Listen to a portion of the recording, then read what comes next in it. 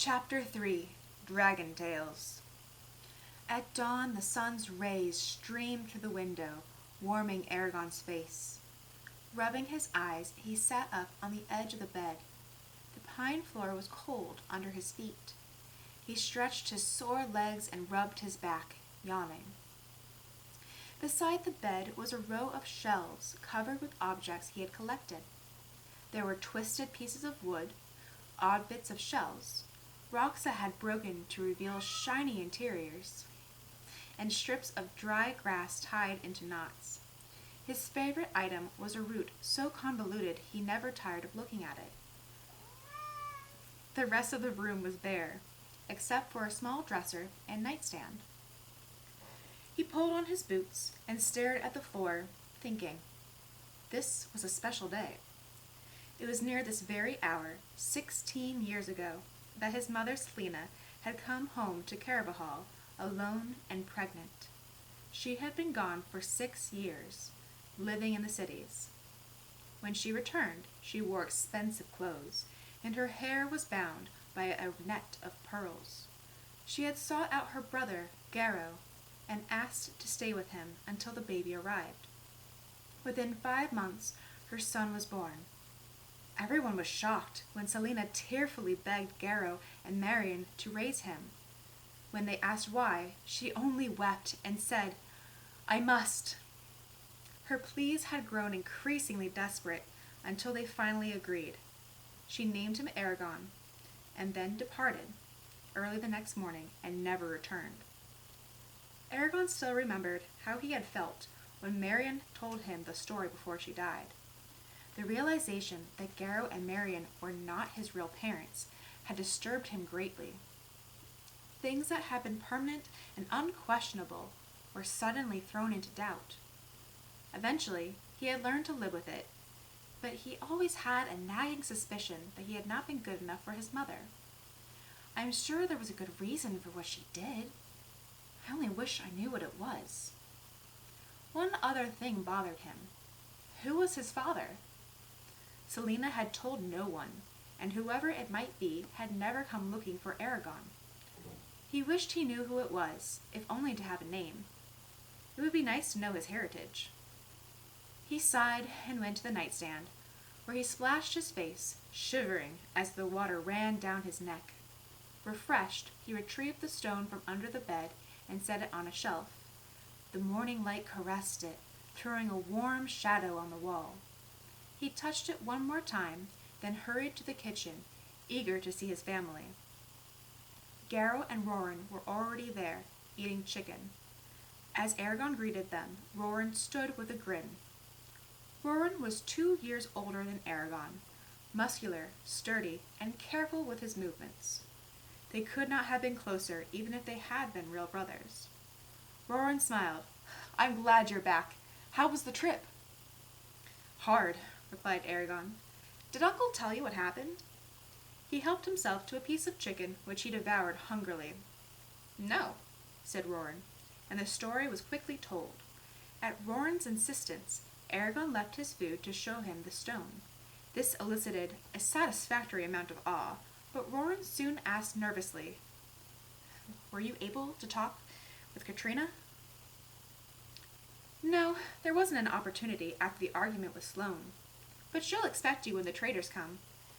I gave the message to Horst. He will get it to her." "You told Horst?" said Roran incredulously. "That was private!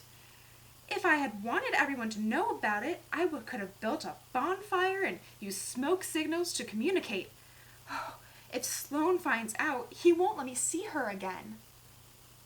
"Horst will be discreet," assured Eragon. "He won't let anyone fall prey to Sloane, least of all you." Roran seemed unconvinced, but argued no more. They returned to their meals in the taciturn presence of Garrow. When the last bites were finished, all three went to work in the fields. The sun was cold and pale, providing little comfort. Under its watchful eye, the last of the barley was stored in the barn.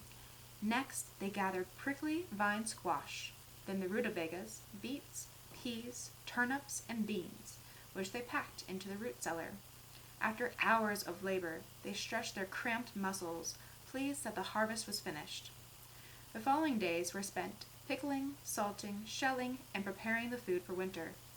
9 days after Eragon's return, a vicious blizzard blew out of the mountains and settled over the valley. The snow came down in great sheets, blanketing the countryside in white.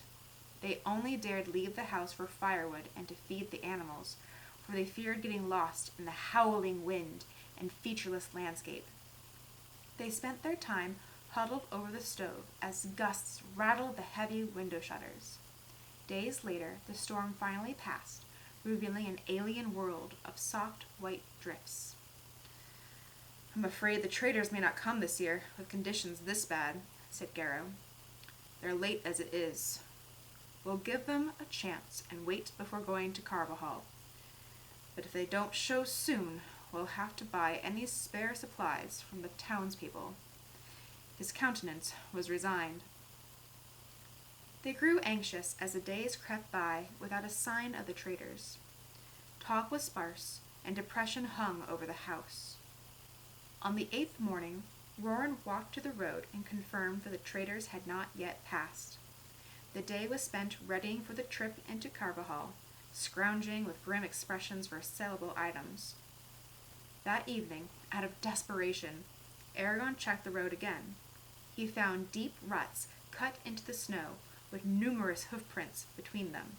Elated, he ran back to the house, whooping, bringing new life to their preparations. They packed their surplus produce into the wagon before sunrise. Garrow put the year's money in a leather pouch that he carefully fastened to his belt. Eragon set the wrapped stone between bags of grain so it would not roll when the wagon hit bumps. After a hasty breakfast, they harnessed the horses and cleared a path to the road.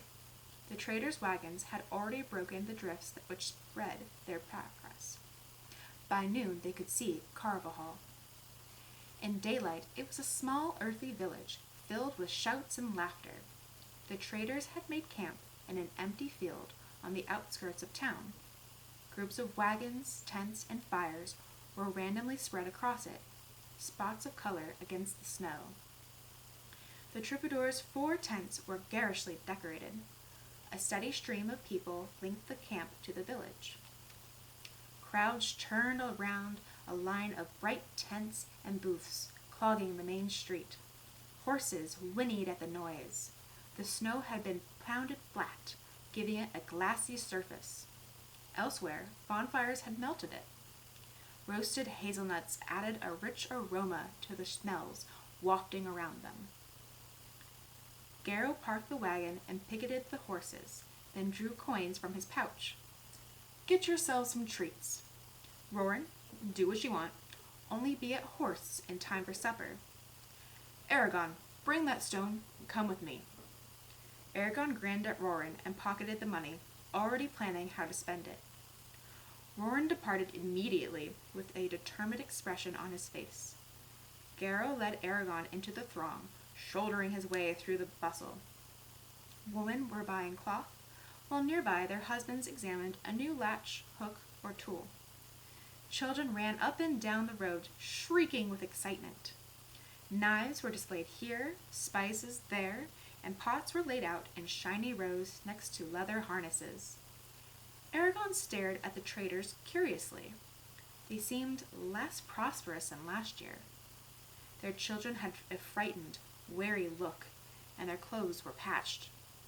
The gaunt men carried swords and daggers with a new familiarity, and even the women had poniards belted at their waists.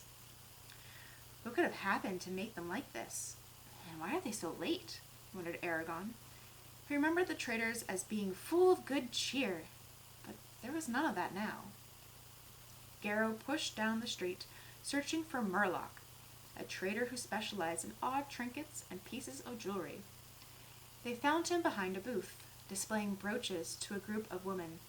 As each new piece was revealed, exclamations of admiration followed. Eragon had guessed that more than a few purses would soon be depleted. Murlock seemed to flourish and grow every time his wares were complimented. He wore a goatee, held himself with ease, and seemed to regard the rest of the world with slight contempt. The excited group prevented Garrow and Eragon from getting near the trader, so they settled on a step and waited. As soon as Murloc was unoccupied, they hurried over. "And what might you sirs want to look at?" asked Murloc. "An amulet or trinket for a lady?" With a twirl he pulled out a delicately carved silver rose of excellent workmanship. The polished metal caught Eragon's attention, and he eyed it appreciatively. The trader continued, "Not even 3 crowns, though it has come all the way from the famed craftsman of Bellatona." Garrow spoke in a quiet voice. "We aren't looking to buy, but to sell." Murloc immediately covered the rose and looked at them with new interest. "I see. Maybe, if this item is of any value, you would like to trade it for 1 or 2 of these exquisite pieces." He paused for a moment while Eragon and his uncle stood uncomfortably, then continued, "You did bring the object of consideration." "We have it, but we would rather show it to you elsewhere," said Garrow in a firm voice. Murloc raised an eyebrow, but spoke smoothly. "In that case, let me invite you to my tent." He gathered up his wares and gently laid them in an iron-bound chest, which he locked. Then he ushered them up the street and into the temporary camp. They wound between the wagons to a tent removed from the rest of the traders. It was crimson at the top and sable at the bottom, with thin triangles of colors stabbing into each other. Murloc untied the opening and swung the flap to one side. Small trinkets and strange pieces of furniture, such as a round bed and 3 seats carved from tree stumps, filled the tent. A gnarled dagger with a ruby in the pommel rested on a white cushion. Murloc closed the flap and turned to them. "Please, seat yourselves." When they had, he said, "Now show me why we are meeting in private." Eragon unwrapped the stone and set it between the 2 men. Murloc reached for it with a gleam in his eye, then stopped and asked, "May I?" When Garrow indicated his approval, Murloc picked it up. He put the stone in his lap and reached to one side for a thin box. Opened, it revealed a large set of copper scales, which he set on the ground. After weighing the stone, he scrutinized its surface under a jeweler's glass, tapped it gently with a wooden mallet, and drew the point of a tiny clear stone over it. He measured its length and diameter, then recorded the figures on a slate. He considered the results for a while. "Do you know what this is worth?" "No," admitted Garrow. His neat cheek twitched, and he shifted uncomfortably on the seat. Murloc grimaced. "Unfortunately, neither do I. But I can tell you this much. The white veins are the same material as the blue one that surrounds them, only a different color. What that material might be, I haven't a clue. It's harder than any rock I have seen, harder even than a diamond. Whoever shaped it used tools I have never seen, or magic. Also, it's hollow." "What?" exclaimed Garrow. An irritated edge crept into Murloc's voice.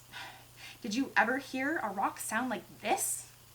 He grabbed the dagger from the cushion and slapped the stone with the flat of the blade.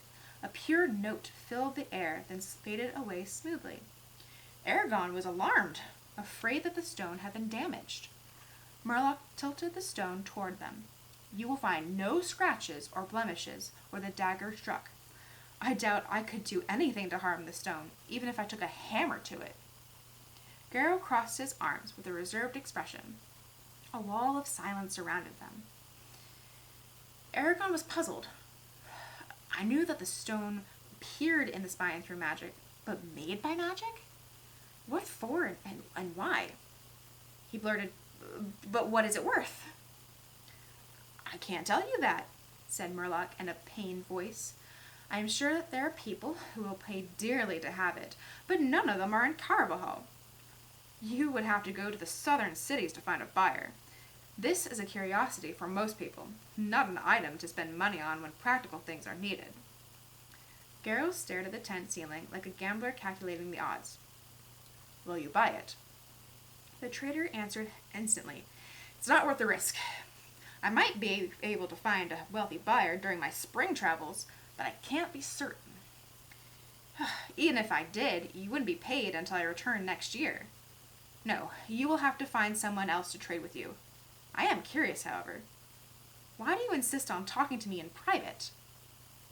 Eragon put the stone away before answering. Because, he glanced at the man, wondering if he would explode like Sloane. I found this in the spine, and folks around here don't like that. Murloc gave him a startled look. Do you know why my fellow merchants and I were late this year? Eragon shook his head. Our wanderings have been dogged with misfortune. Chaos seems to rule Alagacia. We could not avoid illnesses, attacks, and the most cursed black luck.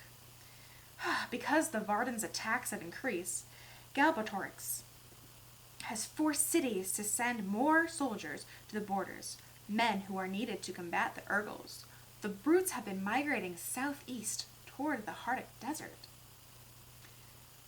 No one knows why, and it wouldn't concern us, except that they're passing through populated areas.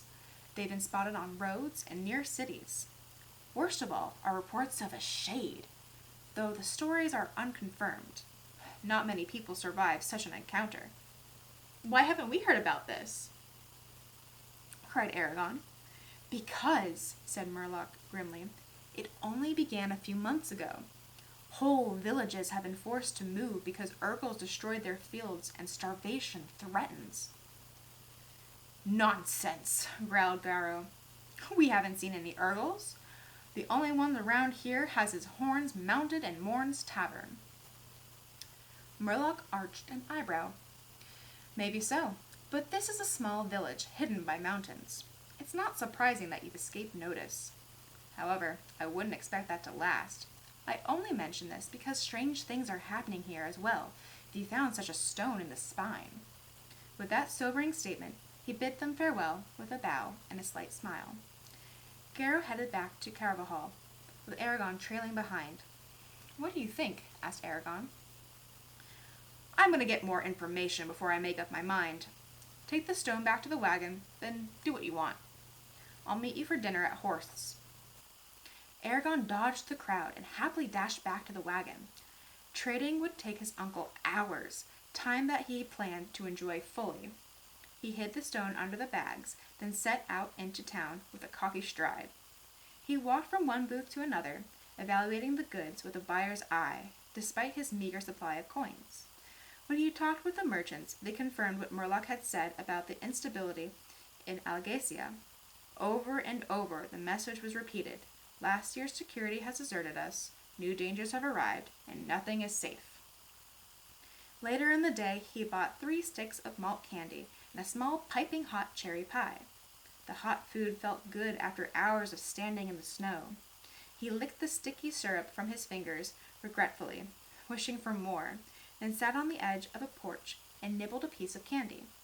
2 boys from Carvajal wrestled nearby, but he felt no inclination to join them. As the day descended into late afternoon, the traders took their business into people's homes. Eragon was impatient for evening, when the troubadours would come out and tell stories and perform tricks. He loved hearing about magic, gods, and if they were especially lucky, the dragon riders. Carvajal had his own storyteller, Brom, a friend of Eragon's, but his tales grew old over the years, whereas the troubadours always had new ones that he listened to eagerly. Eragon had just broken off an icicle from the underside of the porch when he spotted Sloane nearby. The butcher had not seen him, so Eragon ducked his head and bolted around a corner towards Morn's cavern. The inside was hot and filled with a greasy smoke from sputtering tallow candles. The shiny black Urgle horns, their twisted span, as great as his outstretched arms, were mounted over the door. The bar was long and low, with a stack of staves on one end for customers to carve. Morn tended the bar, his sleeves rolled up to his elbows. The bottom half of his face was short and mashed, as if he had rested his chin on a grinding wheel. People crowded solid oak tables and listened to 2 traders who had finished their business early and had come in for beer. Morn looked up from a mug he was cleaning. Eragon, good to see you. Where's your uncle? Fine, said Eragon with a shrug. He's going to be a while. And Roran, is he here? Asked Morn as he swiped the cloth through another mug. Yes, no sick animals to keep him back this year. Good, good. Eragon gestured at the two traders. Who are they? Grain buyers. They bought everyone's seed at ridiculously low prices, and now they're telling wild stories, expecting us to believe them. Eragon understood why Morn was so upset. People need that money. We can't get by without it. What kind of stories? Morn snorted. They say that the Varden has formed a pact with the Urgles and are amassing an army to attack us. Supposedly. It's only through the grace of our king that we've been protected for so long. As if Galboratrix would care if we burned to the ground. Go listen to them. I have enough on my hands without explaining their lies. The first trader filled a chair with his enormous girth. His every movement caused it to protest loudly. There was no hint of hair on his face. His pudgy hands were baby smooth, and he had pouting lips that curled petulantly as he sipped from a flagon. The second man had a florid face. The skin around his jaw was dry and corpulent, filled with lumps of hard fat, like cold butter gone rancid. Contrasted with his neck and jowls, the rest of his body was unnaturally thin. The first trader tried vainly to pull back his expanding borders to fit within the chair. He said, No, you don't understand. It is only through the king's unceasing efforts on your behalf that you are able to argue with us safely. If he, in all his wisdom, were to withdraw that support, woe unto you. Someone hollered, Right. Why don't you also tell us that the right has ever returned and you've each killed 100 elves? Do you think we're children to believe in your tales? We can take care of ourselves. The group chuckled. The trader started to reply when his thin companion intervened with a wave of his hand. Gaudy jewels flashed from his fingers. You misunderstand. We know the Empire can't care for each of us personally, as you may want, but it can keep Urgles and other abominations from overrunning this. He searched vaguely for the right term. Place. The trader continued. You're angry with the Empire for treating people unfairly, a legitimate concern. But a government cannot please everyone. There will inevitably be arguments and conflicts. However, the majority of us have nothing to complain about. Every country has some small group of malcontents who aren't satisfied with the balance of power. Yeah, called a woman, if you're willing to call the Varden small. The fat man sighed. We've already explained that the Varden have no interest in helping you. That's only a falsehood perpetuated by the traitors in an attempt to disrupt the Empire and convince us that the real threat is inside, not outside our borders. All they want to do is overthrow the king and take possession of our land. They have spies everywhere as they prepare to invade. You never know who might be working for them. Eragon did not agree, but the trader's words were smooth, and people were nodding. He stepped forward and said, How do you know this? I can say that clouds are green, but that doesn't mean it's true. Prove you aren't lying. The two men glared at him while the villagers waited silently for the answer. The thin trader spoke first. He avoided Eragon's eyes. Aren't your children taught respect? Or do you allow boys to challenge men whenever they want to? The listeners fidgeted and stared at Eragon. Then a man said, Answer the question. It's only common sense, said the fat one, sweat beading on his upper lip. His reply riled the villagers, and the dispute resumed. Eragon returned to the bar with a sour taste in his mouth. He had never before met anyone who favored the Empire and tore down its enemies. There was a deep-seated hatred of the Empire in Carvajal, almost hereditary in nature. The Empire never helped them during harsh years when they nearly starved, and its tax collectors were heartless. He felt justified in disagreeing with the traders regarding the king's mercy, but he did speculate about the Varden. The Varden were a rebel group that constantly raided and attacked the Empire. It was a mystery who their leader was, or who had formed them in the years following Galbatorix's rise to power over a century ago. The group had garnered much sympathy as they eluded Galbatorix's efforts to destroy them. Little was known about the Varden, except that if you were a fugitive and had to hide, or if you hated the Empire, they would accept you. The only problem was finding them. Morn leaped over the bar and said, "Incredible, isn't it? They're worse than vultures circling a dying animal. There's going to be trouble if they stay much longer." "For us or for them?" "Them," said Morn as angry voices filled the tavern. Eragon left when the argument threatened to become violent. The door thudded shut behind him, cutting off the voices. It was early evening, and the sun was sinking rapidly. The houses cast long shadows on the ground. As Eragon headed down the street, he noticed Roran and Katrina standing in an alley. Roran said something Eragon could not hear. Katrina looked down at her hands and answered in an undertone, then leaned up on her tiptoes and kissed him before darting away. Eragon trotted up to Roran and teased, "Having a good time?" Roran grunted noncommittedly as he paced away. "Have you heard the trader's news?" asked Eragon. Following, most of the villagers were indoors, talking to traders or waiting until it was dark enough for the troubadours to perform. "Yes." Roran seemed distracted. "What do you think of Sloane?" "I thought it was obvious." "There'll be blood between us when he finds out about Katrina and me," stated Roran. A snowflake landed on Eragon's nose, and he looked up. The sky had turned gray. He could think of nothing appropriate to say. Roran was right. He clasped his cousin on the shoulders as they continued down the byway. Dinner at Horse was hearty. The room was full of conversation and laughter. Sweet cordials and heavy ales were consumed in copious amounts, adding to the boisterous atmosphere. When the plates were empty, Horst's guests left the house and strolled to the field where the traders were camped. A ring of poles topped with candles had been struck into the ground around a large clearing. Bonfires blazed in the background, painting the ground with dancing shadows. The villagers slowly gathered around the circle and waited expectantly in the cold. The troubadours came tumbling out of their tents, dressed in tasseled clothing and followed by older and more stately minstrels. The minstrels provided music and narration as their younger counterparts acted out the stories. The first plays were pure entertainment, bawdy and full of jokes, pratfalls, and ridiculous characters.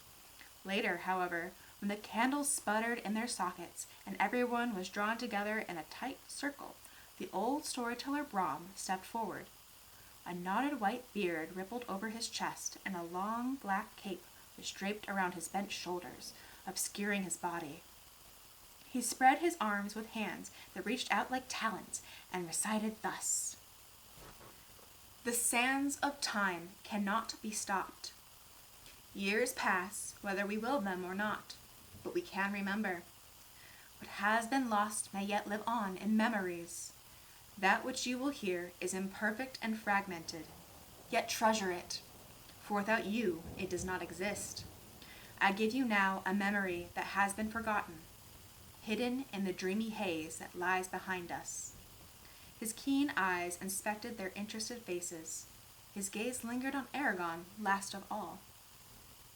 "Before your grandfathers' fathers were born, and yea, even before their fathers, the dragon riders were formed.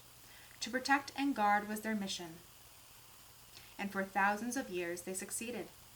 Their prowess in battle was unmatched, for each had the strength of 10 men. They were immortal, unless blade or poison took them. For good only were their powers used, and under their tutelage, tall cities and towers were built out of the living stone. While they kept peace. The land flourished. It was a golden time. The elves were our allies, the dwarves our friends. Wealth flowed into the cities, and men prospered. But weep, for it could not last. Brom looked down silently. Infinite sadness resonated in his voice. Though no enemy could destroy them, they could not guard against themselves. And it came to pass at the height of their power that a boy, Galbortorix by name, was born into the province of Inzulbeth, which is no more. At 10 he was tested, as was the custom, and it was found that great power resided in him. The riders accepted him as their own. Through their training he passed, exceeding all others in skill. Gifted with a sharp mind and strong body, he quickly took his place among the riders' ranks. Some saw his abrupt rise as dangerous and warned the others, but the riders had grown arrogant in their power and ignored caution. Alas, sorrow was conceived that day. So it was that soon after his training was finished, Galbortrix took a reckless trip with 2 friends. Far north they flew, night and day, and passed into the Urgel's remaining territory, foolishly thinking that their new powers would protect them. There, on a thick sheet of ice, unmelted even in summer, they were ambushed in their sleep. Though his friends and their dragons were butchered and he suffered great wounds, Galportrix slew his enemies. Tragically, during the flight, a stray arrow pierced his dragon's heart. Without the arts to save her, she died in his arms. Then were the seeds of madness planted. The storyteller clasped his hands and looked around slowly, shadows flickering across his worn face. The next words came like the mournful toll of a requiem. Alone, bereft of much of his strength and half mad with loss, Galbortrix wandered without hope in that desolate land, seeking death. It did not come to him, though he threw himself without fear against any living thing. Urgles and other monsters soon fled from his haunted form. During this time, he came to realize that the riders might grant him another dragon. Driven by this thought, he began the arduous journey on foot back through the spine. Territory he had soared over effortlessly on a dragon's back now took him months to traverse. He could hunt with magic, but oftentimes he walked in places where animals did not travel. Thus, when his feet finally left the mountains, he was close to death. A farmer found him collapsed in the mud and summoned the riders. Unconscious, he was taken to their holdings, and his body healed. He slept for 4 days. Upon awakening, he gave no sign of his fevered mind. When he was brought before a council convened to judge him, Galbortrix demanded another dragon. The desperation of the request revealed his dementia, and the council saw him for what he truly was. Denied his hope, Galbortrix, through the twisted mirror of his madness, came to believe it was the rider's fault his dragon died. Night after night, he brooded on that and formulated a plan to exact revenge. Brom's words dropped to a mesmerizing whisper. He found a sympathetic rider, and where his insidious words took root. By persistent reasoning and the use of dark secrets learned from a shade, he inflamed the rider against their elders. Together they treacherously lured and killed an elder. When the foul deed was done, Galbortrix turned on his ally and slaughtered him without warning. The riders found him, then, with blood dripping from his hands. A scream tore from his lips, and he fled into the night. As he was cunning in his madness, they could not find him. For years he hid in wastelands like a hunted animal, always watching for pursuers. His atrocity was not forgotten, but over time searches ceased. Then, through some ill fortune, he met a young rider, Morzam, strong of body but weak of mind. Galbortrix convinced Morzan to leave a gate unbolted in the citadel Illyria, which is now called Urabin. Through this gate, Galbortrix entered and stole a dragon hatchling. he and his new disciple hid themselves in an evil place where the riders dared not venture. There, Morzan entered into a dark apprenticeship, learning secrets and forbidden magic that should never have been revealed. When his instruction was finished and Galbortrix's black dragon, Shurikan, was fully grown, Galbortrix revealed himself to the world with Morzan at his side. Together they fought any rider they met. With each kill their strength grew. 12 of the riders joined Galbortrix out of desire for power and revenge against perceived wrongs. Those 12, with Morzan, became the 13 Forsworn. The riders were unprepared and fell beneath the onslaught. The elves, too, fought bitterly against Galbortrix, but they were overthrown and forced to flee to their secret places, from whence they come no more. Only Vrel, leader of the riders, could resist Galbortrix and the Forsworn. Ancient and wise, he struggled to save what he could and keep the remaining dragons from falling to his enemies. In the last battle, before the gates of Doru Arbeba, Varel defeated Galbortrix, but hesitated with the final blow. Galbortrix seized the moment and smote him in the side. Grievously wounded, Varel fled to Utgard Mountain, where he hoped to gather strength. But it was not to be, for Galbortrix found him. As they fought, Galbortrix kicked Varel in the fork of his legs. With that underhanded blow, he gained dominance over Varel and removed his head with a blazing sword. Then, as power rushed through his veins, Galbortrix anointed himself king over all of Alagacia. And from that day, he has ruled us. With the completion of the story, Brom shuffled away with the troubadours. Eragon thought he saw a tear shining on his cheek. People murmured quietly to each other as they departed. Garrow said to Eragon and Roran, "Consider yourselves fortunate. I have heard this tale only twice in my life. If the Empire knew that Brom had recited it, he would not live to see a new month." Chapter 4. Fate's Gift.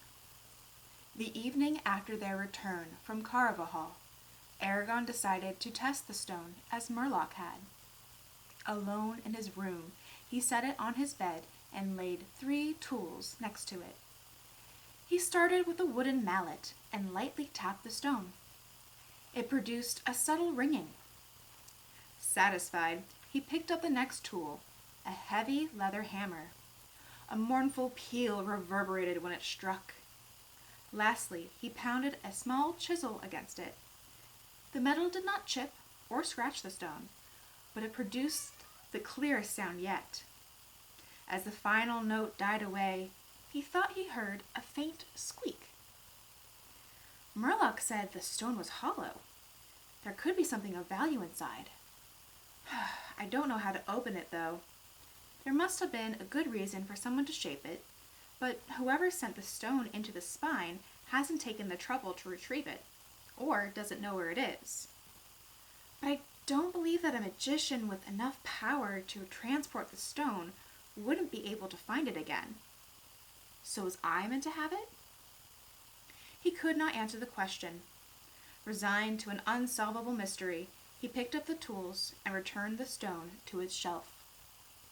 That night he was abruptly roused from sleep. He listened carefully.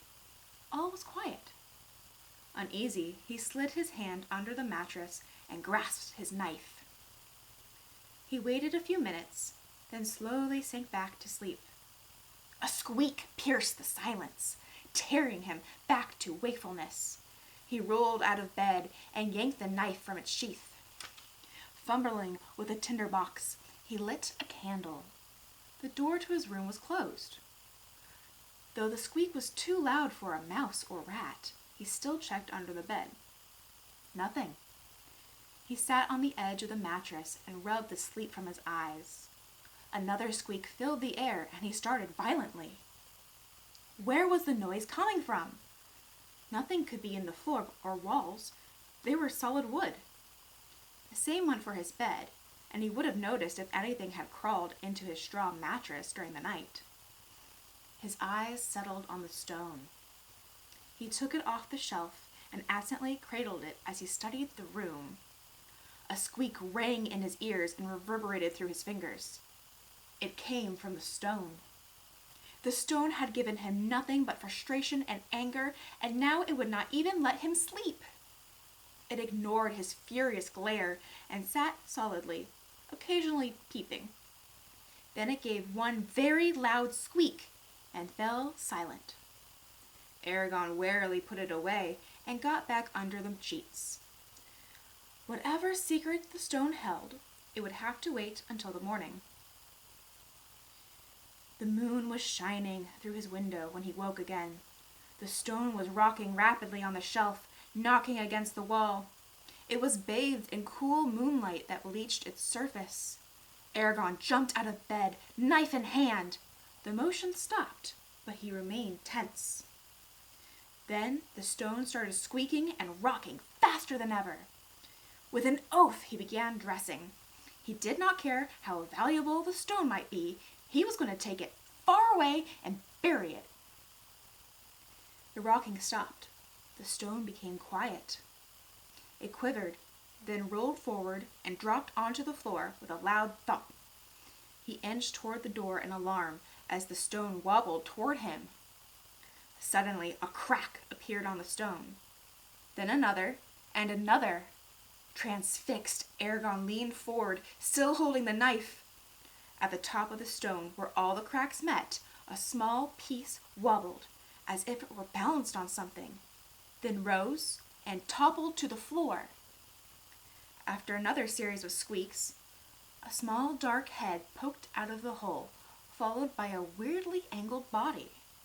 Eragon gripped the knife tighter and held very still. Soon, the creature was all the way out of the stone. It stayed in place for a moment, then skittered into the moonlight. Eragon recoiled in shock. Standing in front of him, licking off the membrane that encased it, was a dragon. Chapter 5. Awakening. The dragon was no longer than his forearm, yet it was dignified and noble. Its scales were deep sapphire blue, the same color as the stone. But not a stone, he realized, an egg. The dragon fanned its wings. They were what had made it appear so contorted. The wings were several times longer than its body and ribbed with thin fingers of bone that extended from the wings' front edge, forming a line of widely spaced talons. The dragon's head was roughly triangular. Two diminutive white fangs curved down out of its upper jaw. They looked very sharp. Its claws were also white, like polished ivory, and slightly serrated on the inside curve.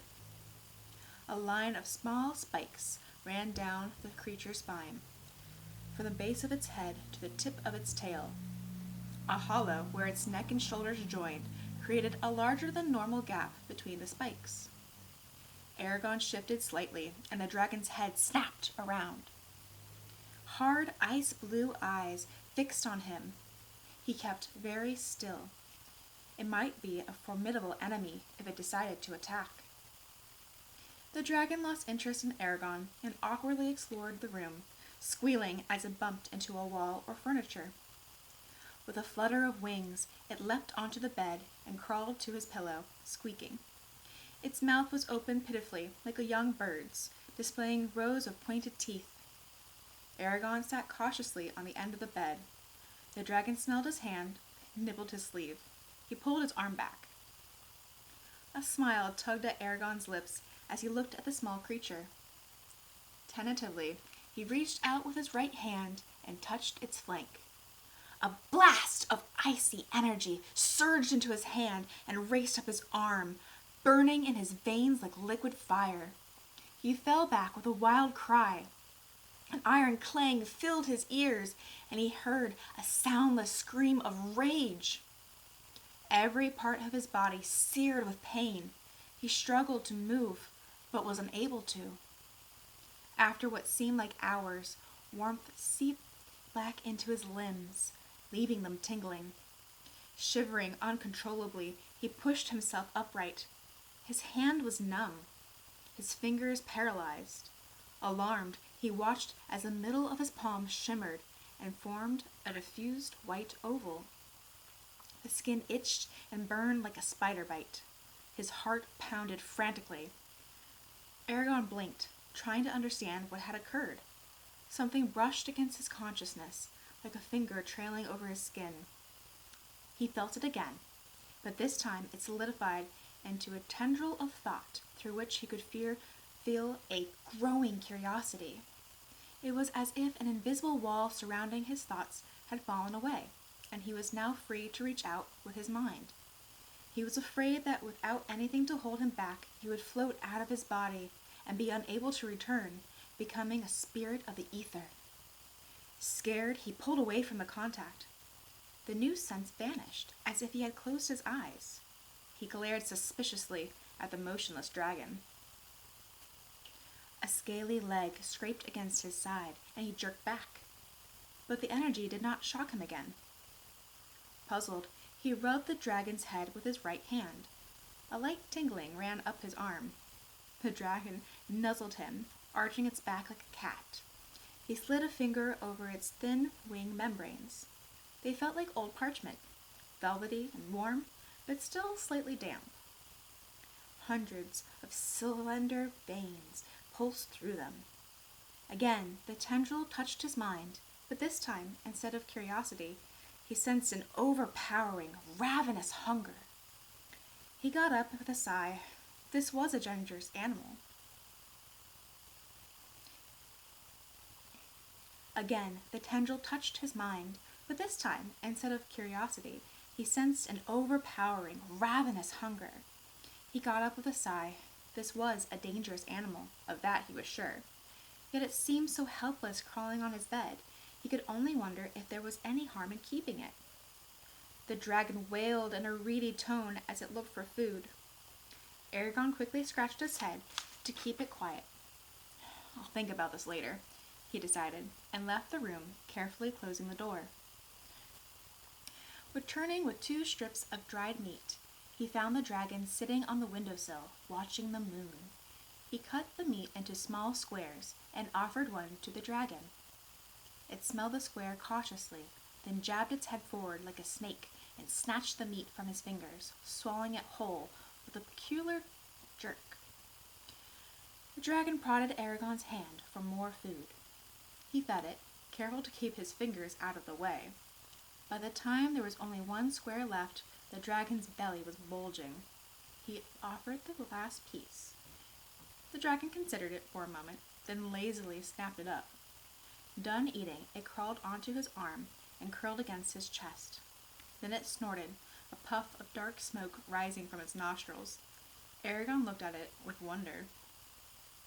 Just when he thought the dragon was asleep, a low humming came from its vibrating throat. Gently, he carried it to the bed and set it by his pillow.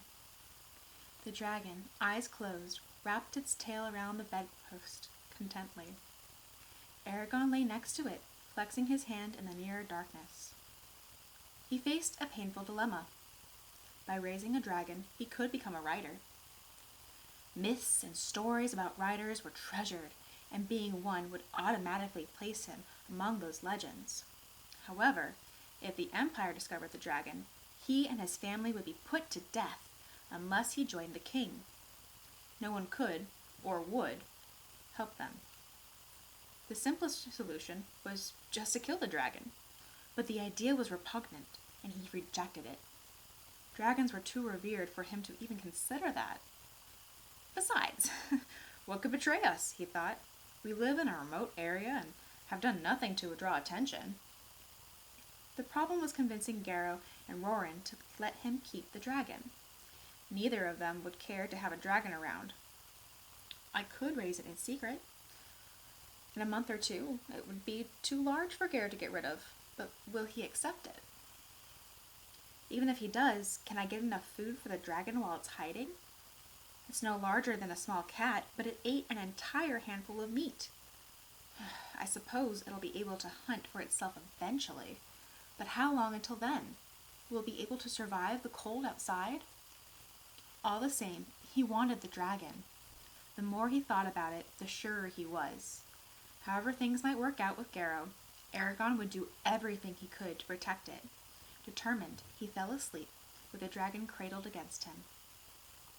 When dawn came, the dragon was sitting atop his bedpost, like an ancient sentinel, welcoming the new day.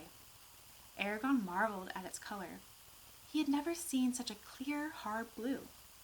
Its scales were like hundreds of small gemstones. He noticed that the white oval on his palm, where he had touched the dragon, had a silvery sheen. He hoped he could hide it by keeping his hands dirty. The dragon launched off the post and glided to the floor. Eragon gingerly picked it up and left the quiet house, pausing to grab meat, several leather strips, and as many rags as he could carry. The crisp morning was beautiful. A fresh layer of snow covered the farm. He smiled as the small creature looked around with interest from the safety of his arms. Hurrying across the fields, he walked silently into the dark forest, searching for a safe place for the dragon to stay. Eventually, he found a rowan tree, standing alone on a barren knoll, its branches snow-tipped gray fingers that reached toward the sky. He set the dragon down by the base of the trunk and shook the leather onto the ground. With a few deft movements, he made a noose and slipped it over the dragon's head as it explored the snowy clumps surrounding the tree. The leather was worn, but it would hold. He watched the dragon crawl around, then untied the noose from its neck and fashioned a makeshift harness for its legs so the dragon would not strangle itself. Next, he gathered an armful of sticks and built a crude hut high in the branches, layering the inside with rags and stashing the meat. Snow fell on his face as the tree swayed. He hung more rags over the front of the shelter to keep the heat inside. Pleased, he surveyed his work. "Time to show you your new home," he said, and lifted the dragon up into the branches. It wriggled, trying to get free, then clambered into the hut, where it ate a piece of meat, curled up, and blinked coyly at him. "You'll be fine as long as you stay in here," he instructed. The dragon blinked again. Sure that it had not understood him, Eragon groped with his mind until he felt the dragon's consciousness. Again he had the terrible feeling of openness, of a space so large it pressed down on him like a heavy blanket. Summoning his strength, he focused on the dragon and tried to impress on it one idea. Stay here. The dragon stopped moving and cocked its head at him. He pushed harder. Stay here. A dim acknowledgement came tentatively through the link, but Eragon wondered if it really understood. After all, it's only an animal. He retreated from the contact with relief and felt the safety of his own mind envelop him. Eragon left the tree, casting glances backward. The dragon stuck its head out of the shelter and watched with large eyes as he left. After a hurried walk home, he sneaked back into his room to dispose of the egg fragments. He was sure Garrow and Rowan would not notice the egg's absence. It had faded from their thoughts after they learned it could not be sold. When his family got up, Rowan mentioned that he had heard some noises during the night, but to Eragon's relief, did not pursue the issue. Eragon's enthusiasm made the day go by quickly. The mark on his hand proved easy to hide, so he soon stopped worrying about it. Before long, he headed back to the Rowan, carrying sausages he had pilfered from the cellar. With apprehension, he approached the tree. Is the dragon able to survive outside in winter? His fears were groundless. The dragon was perched on a branch, gnawing on something between its front legs. It started squeaking excitedly when it saw him. He was pleased to see that it had remained in the tree, above the reach of large predators. As soon as he dropped the sausages at the base of the trunk, the dragon glided down. While it voraciously tore apart the food, Eragon examined the shelter. All of the meat he had left was gone, but the hut was intact, and tufts of feathers littered the floor. Good. It can get its own food. It struck him that he did not know if the dragon was a he or a she. He lifted and turned it over, ignoring its squeals of displeasure, but was unable to find any distinguishing marks. It seems like it won't give up any secrets without a struggle. He spent a long time with the dragon. He untied it, set it on his shoulder, and went to explore the woods. The snow-laden trees watched over them like solemn pillars of a great cathedral. In that isolation, Eragon showed the dragon what he knew about the forest, not caring if it understood his meaning. It was a simple act of sharing that mattered. He talked to it continuously. The dragon gazed back at him with bright eyes, drinking in his words. For a while, he just sat with it resting in his arms and watched it with wonder, still stunned by recent events. Eragon started for home at sunset, conscious of two hard blue eyes drilling into his back, indignant of being left behind. That night he brooded about all the things that could happen to a small and unprotected animal. Thoughts of ice storms and vicious animals tormented him. It took him hours for him to find sleep. His dreams were of foxes and black wolves tearing at the dragon with bloody teeth. In the sunrise glow, Eragon ran from the house with food and scraps of cloth, extra insulation for the shelter. He found the dragon awake and safe, watching the sunrise from high in the tree. He fervently thanked all the gods, known and unknown. The dragon came down to the ground as he approached and leapt into his arms, huddling close to his chest. The cold had not harmed it, but it seemed frightened. A puff of dark smoke blew out of his nostrils. He stroked it comfortingly and sat with his back to the rowan, murmuring softly.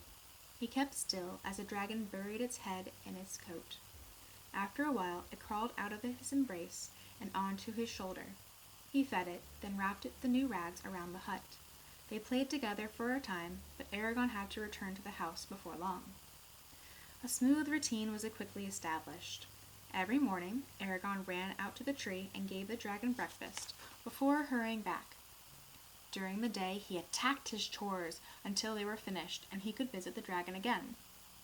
Both Garrow and Rowan noted his behavior and asked why he spent so much time outside. Eragon just shrugged and started checking to make sure he was not followed to the tree. After the first few days, he stopped worrying that a mishap would befall the dragon. Its growth was explosive. It would soon be safe from most dangers. The dragon doubled in size in the first week. 4 days later, it was as high as his knee. It would no longer fit inside the hut and the rowan, so Eragon was forced to build a hidden shelter on the ground. The task took him 3 days. When the dragon was a fortnight old, Eragon was compelled to let it roam free because it needed so much food. The first time he untied it, only the force of his will kept it from following him back to the farm. Every time it tried, he pushed it away with his mind until it learned to avoid the house and its other inhabitants. And he impressed on the dragon the importance of hunting only in the spine, where there was less chance of being seen. Farmers would notice if game started disappearing from Palancar Valley. It made him feel both safer and uneasy when the dragon was so far away. The mental contact he shared with the dragon waxed stronger each day. He found that although it did not comprehend words, he could communicate with it through images or emotions. It was an imprecise method, however, and he was often misunderstood. The range at which they could reach each other's thoughts expanded rapidly. Soon Eragon could contact the dragon anywhere within 3 leagues. He often did so, and the dragon, in turn, would lightly brush against his mind. These mute conversations filled his working hours. There was always a small part of him connected to the dragon, ignored at times, but never forgotten. When he talked with people, the contact was distracting, like a fly buzzing in his ear. As the dragon matured, its squeaks deepened to a roar, and the humming became a low rumble. Yet the dragon did not breathe fire, which concerned him. He had seen it blow smoke when it was upset, but there was never a hint of flame. When the month ended, Eragon's elbow was level with the dragon's shoulder. In that brief span, he had transformed from a small, weak animal into a powerful beast. Its hard scales were as tough as chain-mail armor, its teeth like daggers. Eragon took long walks in the evening, with a dragon padding beside him. When they found a clearing, he would settle against a tree and watch the dragon soar through the air. He loved to see it fly and regretted that it was not yet big enough to ride. He often sat beside the dragon and rubbed its neck, feeling sinews and corded muscles flex under his hands. Despite Eragon's efforts, the forest around the farm filled with signs of the dragon's existence. It was impossible to erase all of the huge four-clawed footprints sunk deep in the snow, and he refused to even try to hide the giant dung heaps that were becoming far too common. The dragon had rubbed against trees, stripping off the bark, and had sharpened its claws on dead logs, leaving gashes inches deep. If Garrow or Roran went too far beyond the farm's boundaries, they would discover the dragon. Eragon could imagine no worse way for the truth to come out, so he decided to preempt it by explaining everything to them. He wanted to do two things first, though: give the dragon a suitable name and learn more about dragons in general. To that end, he needed to talk with Braum, master of epics and legends, the only places where the dragon lore survived. So when Roran went to get a chisel repaired in Carvajal, Eragon volunteered to go with him. The evening before they left, Eragon went to a small clearing in the forest and called the dragon with his mind. After a moment, he saw a fast-moving speck in the dusky sky. The dragon dived toward him, pulled up sharply, then leveled off above the trees. He heard a low-pitched whistle as air rushed over its wings. It banked slowly to his left and spiraled gently down to the ground. The dragon backflapped for balance with a deep, muffled thump as it landed. Eragon opened his mind, still uncomfortable with the strange sensation, and told the dragon that he was leaving. It snorted with unease. He attempted to soothe it with a calming mental picture, but the dragon whipped its tail unsatisfied. He rested his hand on its shoulder and tried to radiate peace and serenity. Scales bumped under his fingers as he patted it gently. A single word rang in his head, deep and clear: Eragon. It was solemn and sad, as if an unbreakable pact were being sealed. He stared at the dragon, and a cold tingle ran down his arm. Eragon. A hard knot formed in his stomach as unfathomable sapphire eyes gazed back at him. For the first time, he did not think of the dragon as an animal. It was something else, something different. He raced home, trying to escape the dragon. My dragon. Eragon.